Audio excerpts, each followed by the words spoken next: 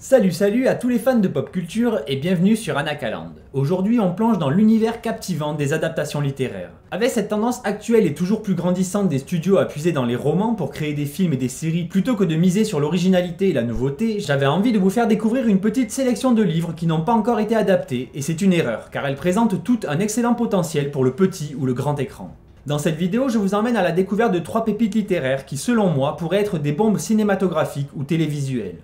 Avec des mondes riches, des personnages fascinants et des intrigues captivantes, préparez-vous à plonger dans ces univers incroyables et à imaginer ce qu'ils pourraient offrir sur nos écrans. Et en plus, la dernière pourrait répondre à une question que vous ne vous posez peut-être même pas. Pourquoi Anakaland ? Eh bien, vous pourrez avoir un début de réponse après cette vidéo. Mais si vous aviez déjà la rêve, j'attends vos théories en commentaire. Les 3 sagas de fantasy que j'ai sélectionnées pour cette vidéo sont plutôt différentes les unes des autres. Je voulais commencer cette série avec une sélection éclectique, avec des ambiances et un public bien distincts, de quoi largement vous satisfaire, j'en suis sûr. Et qui sait, si vous êtes en panne d'idées cadeaux pour Noël, un de ces livres pourrait faire l'affaire. Et si ce format vous plaît, s'il vous plaît, dites-le moi en commentaire avec vos suggestions, car il y a encore beaucoup de livres qui mériteraient eux aussi une vidéo. Donc installez-vous confortablement, et c'est parti. Je suis très content de commencer cette vidéo avec une œuvre française, d'un auteur français, Éric Lhomme. Le Livre des Étoiles, une saga en 3 tomes publiée depuis 2001, que j'ai découvert à peu près à cette époque après ma rencontre avec ce monde merveilleux qu'est celui des livres. Et tout ça grâce à Madame Rowling, n'en déplaise aux rageux.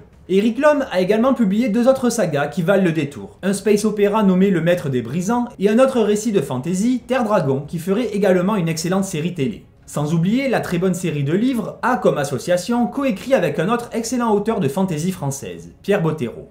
Mais ça, ce sera peut-être dans une prochaine vidéo, car ici je vais me concentrer sur le Livre des Étoiles, son premier succès et ma première rencontre avec l'auteur. Laissez-moi donc vous parler un peu du Livre des Étoiles. Il y a bien longtemps de ça, le pays d'Ys faisait partie intégrante de la France. Mais suite à un cataclysme, il se sépara du continent pour devenir une île qui, au lieu de rester au large de la France, dériva au travers des limbes pour se retrouver entre le monde certain, le nôtre, et le monde incertain, d'où viennent les forces du chaos. Dans le Livre des Étoiles, on suit le jeune héros, Guillemot de Troyes, un garçon ordinaire vivant chez son oncle adoptif, Bertrand, dans une petite ville tranquille.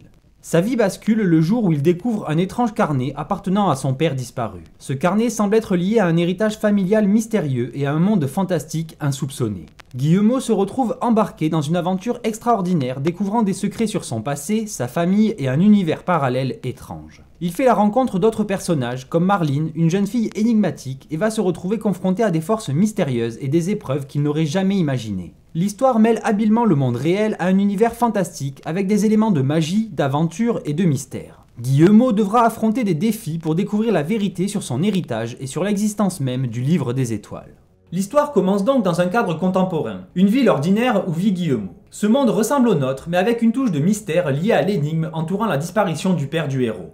Les événements se déroulent principalement dans cette ville et ses alentours, offrant une atmosphère familière pour les lecteurs et donc le spectateur. De plus, le fait que Guillemot et ses amis viennent du monde certain permet à l'auteur d'expliquer et justifier les éléments fantastiques de façon naturelle à travers leurs yeux. Une chose qui s'avère souvent très efficace en fiction, justifiant parfois les longs monologues des personnages mentors. Un bon moyen donc de découvrir ce monde en images sans que cela soit indigeste, mais au contraire en stimulant notre intérêt. Mais ce récit nous présente surtout un univers fantastique. Parallèlement au monde réel, il existe un monde fascinant, l'autre monde, où se déroulent des événements extraordinaires.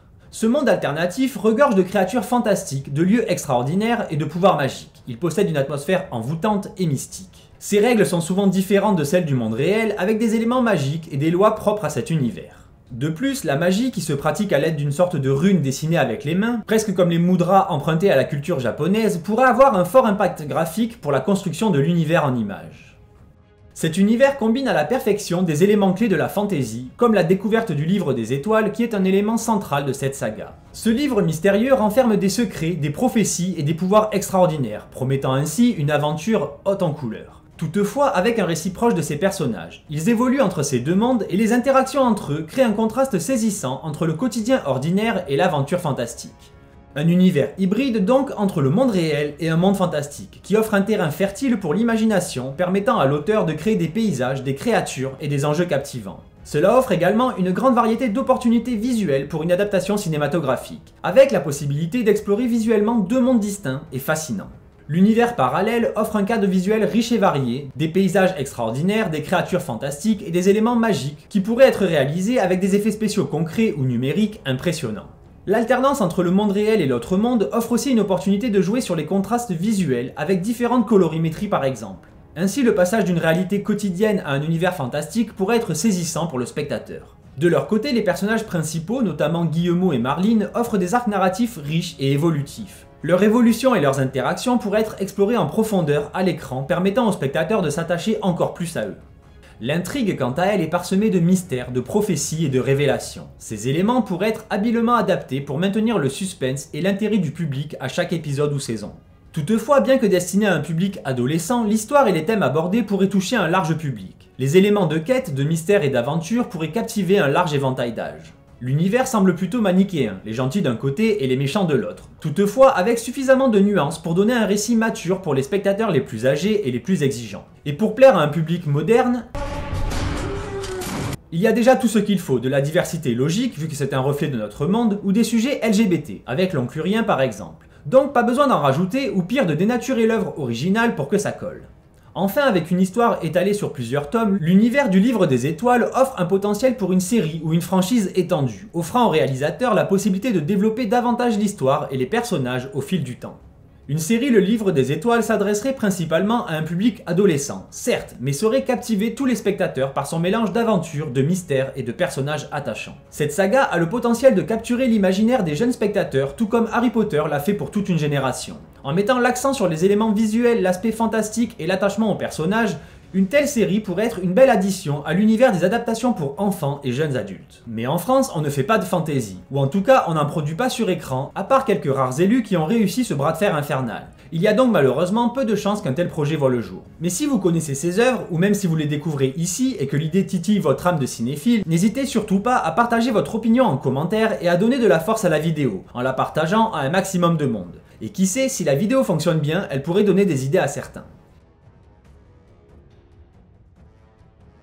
Je passe ensuite à une œuvre bien plus mature que la précédente, une série de livres qui pourrait donner un programme bien plus sombre et adulte, avec également de quoi satisfaire les plus exigeants. Un univers né de l'esprit de Roger Zelazny, auteur américain de renom décédé en 1995, célèbre pour sa contribution à la littérature de fantasy et de science-fiction grâce à un style narratif unique mélangeant subtilement la fantasy, la mythologie et la science-fiction. L'une de ses œuvres les plus marquantes est Le cycle des princes d'ambre. Débutée en 1970 avec le roman Les 9 princes d'ambre, cette saga transporte les lecteurs dans un univers captivant, mêlant habilement la fantaisie urbaine et les dimensions parallèles. Les princes d'ambre nous plongent dans l'histoire de Corwin, l'un des fils du roi d'ambre. Lorsqu'il se réveille dans un hôpital sans mémoire de son passé, Corwin découvre peu à peu qu'il appartient à une famille royale régnant sur Ambre, le royaume central à partir duquel émanent tous les autres mondes parallèles appelés Ombre. Avec ses frères et sœurs, Corwin se lance dans une quête pour le trône d'Ambre, une lutte empreinte de rivalité familiale, d'intrigues politiques et de magie. Il découvre l'existence de multiples ombres, chacune étant une variation du royaume d'Ambre, et apprend à naviguer entre ces réalités alternatives.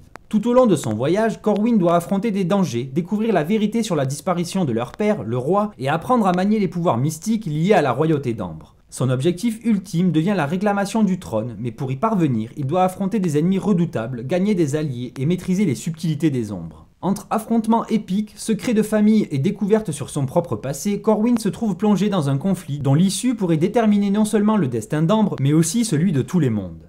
L'un des éléments marquants de cette saga est la dualité entre le monde réel et les ombres, des réalités alternatives où chaque monde est une variation du royaume d'Ambre. Et l'un d'entre eux est bien sûr familier.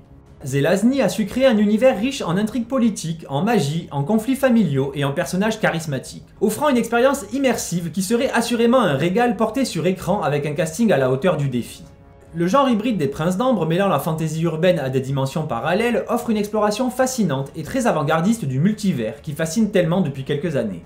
Entre ces mondes multiples et ses personnages aux motivations complexes, cette série captive par son originalité, son intrigue palpitante et son univers foisonnant, ce qui en fait une œuvre emblématique de la littérature de fantasy. En premier lieu, Ambre est le royaume central considéré comme la vraie réalité, d'où proviennent tous les mondes parallèles. Il est situé au centre de la création et constitue le pivot autour duquel les ombres se déploient, chacune représentant une variation différente du royaume d'Ambre. Elle varie en termes de climat, de géographie, de société ou de technologie. Chaque ombre est unique, présentant un monde complètement différent. Cette idée de multiples mondes liés à une réalité centrale est singulière dans le genre de la fantasy. En cela, je trouve que ça représenterait un défi extraordinaire pour la production design de chacun de ces mondes. Ils ont leurs propres caractéristiques visuelles uniques, permettant une variété d'environnements, de décors et de styles visuels à explorer. Et surtout, j'ai toujours trouvé fascinant la façon dont l'auteur avait choisi de faire voyager son personnage entre les réalités. Quand Corwin décide de voyager entre les ombres, il n'emprunte ni une porte, ni un vaisseau, ni quoi que ce soit. Il marche, tout simplement. En se concentrant, ou plutôt en faisant le vide dans son esprit, et en avançant sans cesse, les mondes changent autour de lui. Une chose que je trouve extrêmement graphique alors qu'elle n'est faite que de mots dans les livres. Un élément que l'auteur a si bien construit que c'est comme si je le voyais devant moi quand je lis. Et j'adorerais voir ce que cela donnerait retranscrit fidèlement et sobrement en images. Car ici en plus pas besoin d'effets spéciaux hors de prix pour rendre cet univers crédible et vivant. L'univers repose bien plus sur son histoire qui est tissée d'intrigues politiques au sein de la famille royale. Les luttes de pouvoir, les alliances changeantes et les manipulations politiques qui offrent un terrain fertile pour des scénarios captivants et des tensions dramatiques. Le très charismatique Corwin, après avoir perdu la mémoire, découvre son appartenance à la famille royale d'Ambre et se lance dans une quête pour le trône. Ses frères et sœurs deviennent autant des alliés que des adversaires potentiels, et tous sont très différents, d'un point de vue de la personnalité comme des compétences, contribuant à la richesse de l'intrigue et des interactions dans cette saga dynastique. Et contrairement à certaines sagas où les conflits se déroulent principalement entre le bien et le mal, les princes d'Ambre se concentrent sur les luttes de pouvoir au sein d'une même famille. Les intrigues, les mensonges et les alliances changeantes ajoutent une complexité captivante à l'histoire. Les princes d'Ambre possèdent aussi des pouvoirs magiques et les affrontements entre eux sont épiques. Les combats sont nombreux et variés, allant de duels à l'épée à des affrontements magiques. La représentation visuelle de ces pouvoirs magiques pourrait offrir des scènes spectaculaires, des effets spéciaux captivants et des moments de grande intensité. Les personnages sont complexes, nuancés, avec des motivations profondes et des arcs narratifs évolutifs. Leur humanité, leurs failles et leurs conflits internes ajoutent une dimension réaliste, moderne et fascinante à cette saga. L'exploration des relations familiales complexes, des rivalités et des quêtes individuelles pourrait captiver les amateurs de fantasy tout en offrant une approche différente et captivante du genre. L'ensemble de ces éléments crée donc un univers complexe et fascinant où la royauté, la magie, les intrigues politiques et les dimensions parallèles coexistent. En résumé, les Princes d'Ambre possèdent tous les ingrédients d'une série ou d'un film réussi. Un univers visuellement riche, des personnages et des intrigues politiques complexes, des pouvoirs magiques, des combats épiques et une diversité de mondes parallèles. Une adaptation audiovisuelle pourrait capturer l'essence épique et complexe de cette saga, captivant les amateurs de fantasy et offrant une expérience visuelle immersive pour le grand écran ou la télévision. Et vous, qu'en pensez-vous? Est-ce que vous connaissiez déjà cette œuvre? J'avoue que perso, je ne connais personne qui ait déjà lu Les Princes d'Ambre. Donc si c'est votre cas, faites-vous connaître en commentaire, je me sentirai moins seul. Ou peut-être que ma petite vidéo vous aura convaincu de lui laisser une chance, et si c'est le cas, j'en suis ravi. Et je passe donc à la troisième œuvre littéraire de ma petite compile.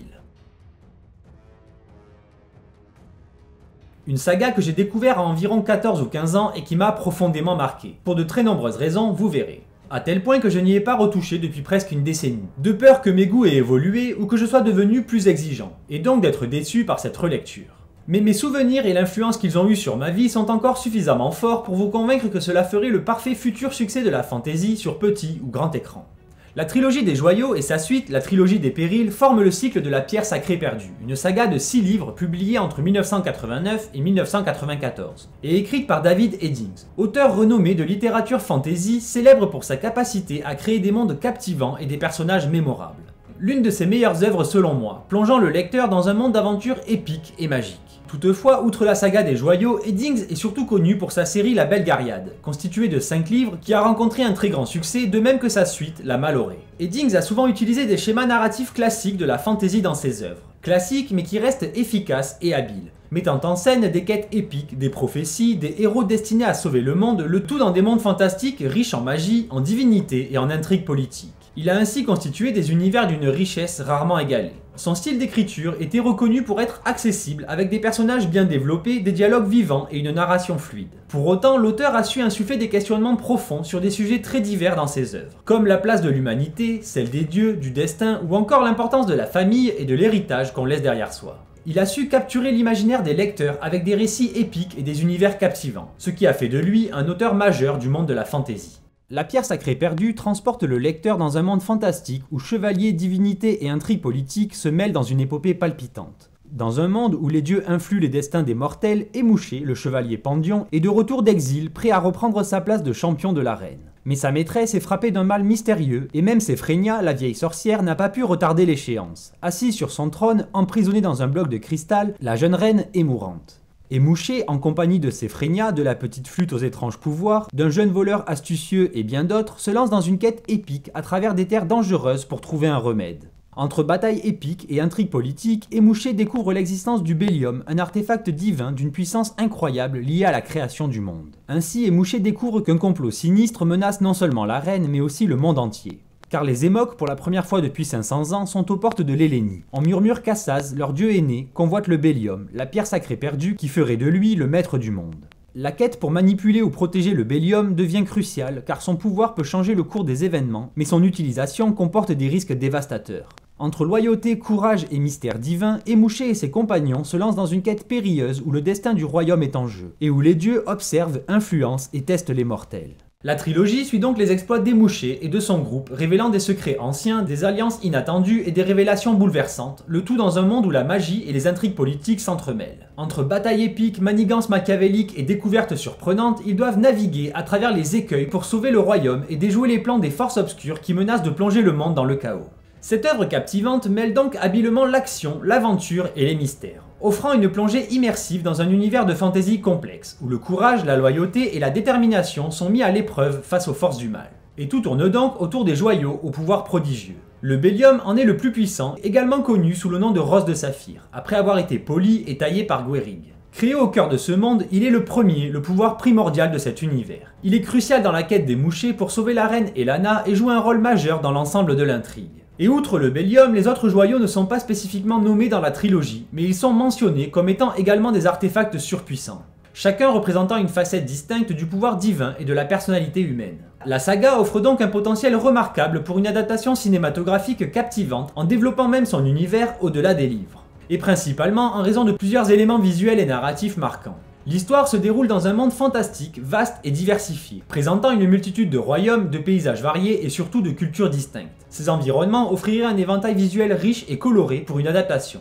allant des villes majestueuses aux paysages sauvages et mystiques. Et les créatures fantastiques et les scènes de bataille épiques peuvent aussi offrir un spectacle visuel immersif et saisissant, ce qui offrirait des opportunités stimulantes pour les concepteurs de décors, d'effets spéciaux et de costumes. Les protagonistes sont complexes, attachants et dotés d'histoires fascinantes. Leurs relations, leurs évolutions personnelles et leurs interactions offrent un terrain fertile pour des performances d'acteurs convaincantes et des dynamiques captivantes à l'écran. De plus, le Bélium, en tant qu'artefact magique central, possède un potentiel visuel spectaculaire lui aussi. Imaginez un saphir de cette taille taillé en forme de rose. Sa représentation à l'écran pourrait offrir des effets spéciaux impressionnants, capturant la fascination des spectateurs pour cette relique mystérieuse au pouvoir immense. Car contrairement à certaines sagas où les artefacts sont de simples objets, les joyaux sont des entités vivantes et divines. Leur rôle en tant que gardiens de l'équilibre cosmique les rend centraux dans l'intrigue, apportant une profondeur supplémentaire à leur pouvoir et à leur importance dans l'histoire. Et l'accent mis sur la quête pour récupérer le joyau confère à cette saga une tonalité spécifique. Les voyages à travers des terres variées et la recherche des artefacts dispersés offrent une aventure épique parsemée de découvertes, de défis et de rencontres variées. En plus de la magie, les intrigues politiques et les jeux de pouvoir entre royaumes et divinités ajoutent une dimension captivante à l'histoire. Cette combinaison habile entre magie et manigance politique donne à la trilogie des joyaux une texture narrative unique. L'interaction avec les divinités, leur influence sur le monde et les liens complexes entre les dieux et les mortels sont des aspects distinctifs de cette saga. L'exploration de la relation entre les divinités et les événements du monde enrichit la toile de fond mythologique de l'histoire. Enfin, l'intrigue regorge de rebondissements inattendus et les enjeux élevés de la quête pour sauver la reine engendrent un suspense constant. En résumé, le cycle de la pierre sacrée perdue possède tous les éléments nécessaires pour captiver les spectateurs avides de fantasy avec des mondes variés, des batailles aux proportions divines, des personnages complexes et des artefacts magiques au cœur d'une quête épique. Son adaptation à l'écran pourrait offrir une expérience visuelle envoûtante et une immersion complète dans un univers de fantasy riche et captivant. Elle présente une combinaison d'éléments familiers de la fantasy avec des perspectives et des dynamiques uniques. Et enfin, en spoilant un tout petit peu, Mouché découvre lors de sa quête que les dieux font référence à lui sous un autre nom, Anaka, signifiant sans destin, qu'il faut plutôt interpréter comme celui dont les dieux ne connaissent pas le destin, ainsi que le porteur prophétisé du Bélium. Et ce simple fait rend les dieux très nerveux, car sans destin, ses actions étaient complètement cachées aux dieux. Plus tard, sa véritable nature est révélée. Anaka est l'enfant du Bélium, imprégné des mêmes pouvoirs qui alimentent la Rose de Saphir elle-même. En tant que tel, il a plus de pouvoir que n'importe lequel des dieux, étant lui-même une force élémentaire. Ce pouvoir explique également pourquoi les dieux ne seraient pas capables de voir ou de déterminer ses actions futures. Et c'est donc cette capacité à échapper au destin, à la fatalité, qui a fait de son nom, Anaka, mon pseudo dans tous les jeux auxquels j'ai joué depuis, de WoW jusqu'à Pokémon Écarlate, ce qui s'est finalement imposé à moi quand je cherchais un nom pour la chaîne. Et après tout, pourquoi pas, le pays d'Anaka où on forge notre propre destin au fil des récits que l'on explore ensemble. En conclusion, chacune des 3 sagas, le livre des étoiles d'Eric Lhomme, les princes d'ambre de Roger Zelazny et la trilogie des joyaux de David Eddings, possèdent des éléments uniques qui pourraient en faire d'excellentes adaptations cinématographiques ou télévisuelles. Là où le livre des étoiles, avec son aventure merveilleuse et ses mystères, implique des éléments visuels vibrants et un récit dynamique qui pourrait capturer l'imagination d'un jeune public, Les Princes d'Ambre s'adresse plutôt à un public mature et exigeant, friand d'intrigues complexes et humaines. Sa complexité narrative, ses univers parallèles et ses personnages charismatiques offrent un terrain fertile pour une série dense et captivante. Alors que La Pierre Sacrée Perdue présente un univers de pure heroic fantasy, avec une quête épique contre des dieux, des artefacts magiques ainsi qu'un monde riche et des personnages complexes. Et bien que ces 3 sagas me soient très chères, la dernière pourrait assurément avoir un attrait plus large en raison de son équilibre entre aventure épique, intrigue politique et religieuse et ses personnages convaincants. Et maintenant c'est à vous, qu'avez-vous pensé de ma petite sélection? Et quelles sont vos sagas littéraires préférées que vous aimeriez voir adaptées à l'écran? Partagez vos choix et vos raisons car chaque histoire offre un monde unique à explorer et une aventure à vivre, que ce soit dans un cinéma sombre ou sur votre petit écran depuis votre canapé. Voilà pour ce premier épisode de ces sagas que je rêverais de voir adaptées. Merci d'avoir regardé la vidéo, pensez à me donner votre avis et à laisser votre plus beau like pour donner de la force à la chaîne. Sur ce, passez de bonnes fêtes et je vous dis à très vite sur Anaka Land. Bye.